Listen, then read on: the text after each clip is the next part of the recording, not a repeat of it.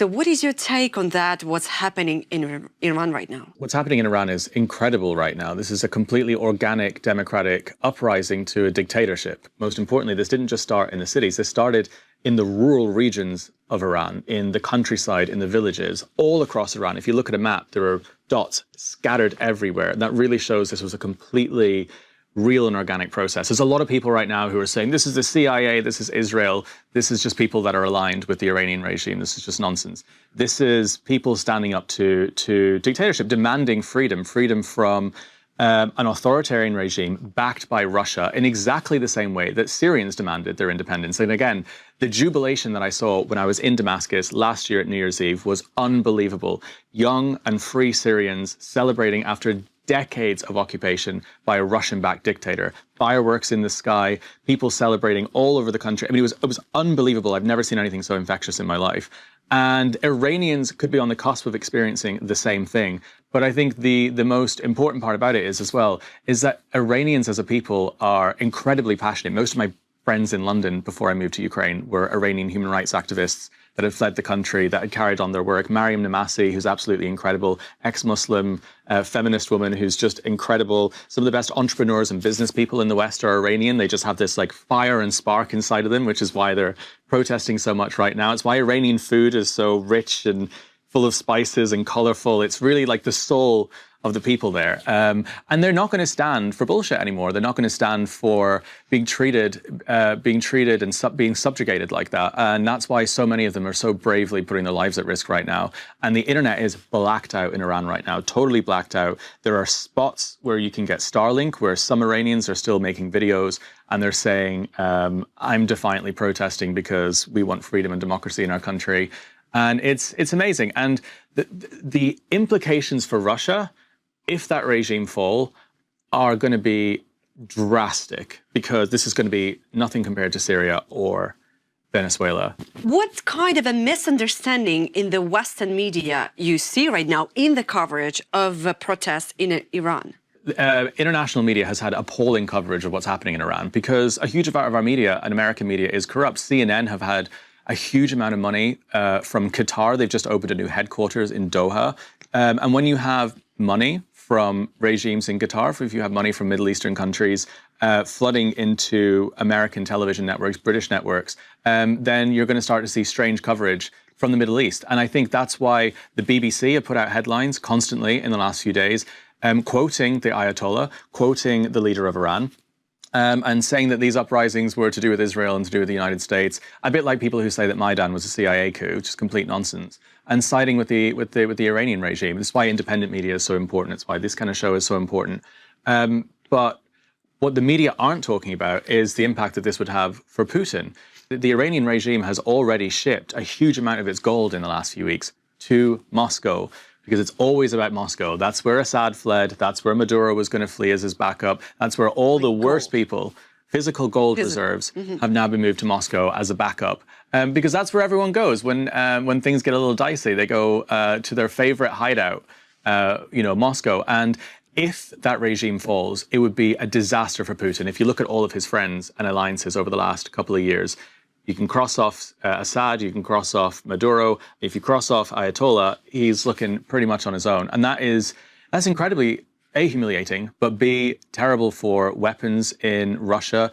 Russia are now manufacturing a lot of their own drones. But initially, a lot of the training and military personnel that were brought in to train the Russians on how to fly these drones was done by the Iranian military in Crimea in 2023. So there's been a huge military alliance and a huge military crossover.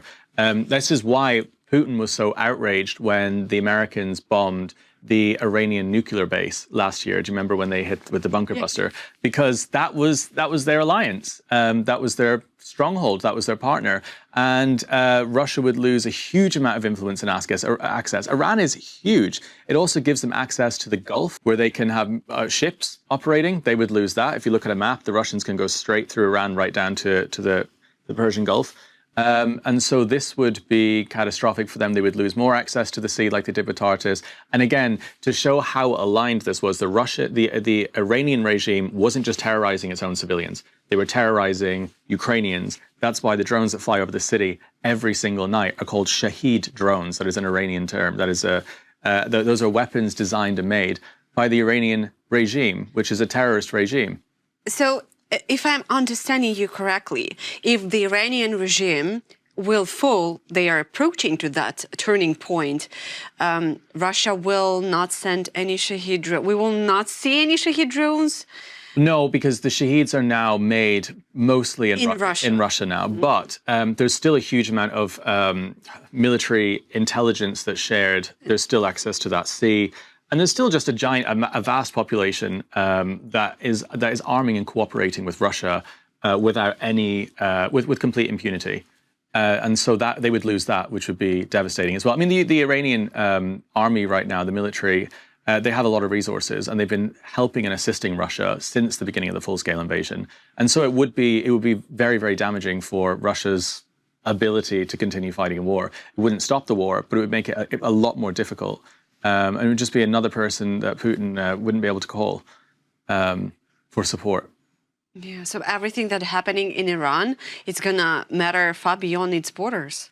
If the regime in Iran falls, it will be great for the planet, not just the Iranian people. It would be great for Europeans. It would be great for Ukrainians. It would be great for all the countries that that the Iranian regime has been waging hybrid war against and terrorizing. And that is, I mean, look at the drones that were launched over NATO's airspace last year were Shaheed drones. So are we witnessing the unraveling of the last remaining authoritarian alliance backed by Moscow? The hardcore supporters, the superfans, are falling apart completely. And the only fans that are left are kind of like the ones that they don't really go to your concert, but they might like listen to the album every now and then, China. North Korea, yeah, but they're not, China are more interested in money than friendship. So if it really comes to it, China would tell Russia, if Europe, which is a huge buyer of Chinese goods, turned around and really started putting pressure on China, they would probably side with Europe more than Russia. So the super fans, the hardcore ones, they're out completely, and that is a disaster. I mean, these are the people that Putin could rely on 100%. Doesn't have the same relationship with Z as he did with the Ayatollah. Yeah, I saw Putin's plane just landed in North Korea, meeting with their leaders, Kim Jong-un. So I think that he's feeling a disaster in Iran. Yeah, I mean, and if North Korea is your last Not friend... a disaster. I just want to correct myself. It's not a disaster, as you said, for local people. It's just a disaster for the regime. Yeah, I mean, he's scrambling right now to find the last remaining support that he has. He probably is watching every hour what is happening with these protests. He's probably sending weapons, whatever they have left, to Iran right now to try and suppress these protesters. I don't think it's going to work. I think that regime probably will fall. I have a very strange feeling about it. I haven't seen, it's actually not even a protest anymore. It's now an uprising. It's now a full-blown rebellion right now. It's shifted to that in the last few hours. And there's been 2,000 people killed, but people are going really hard on this. And really, if you have to fly to North Korea to see your last friend, I mean, this is a basket case. North Korea is not a serious country. Most of their countries in extreme poverty, they don't have a lot of resources. The main export of North Korea is basically money laundering and making fake dollar bills. It's literally one of their biggest industry. It's just like a completely ridiculous country.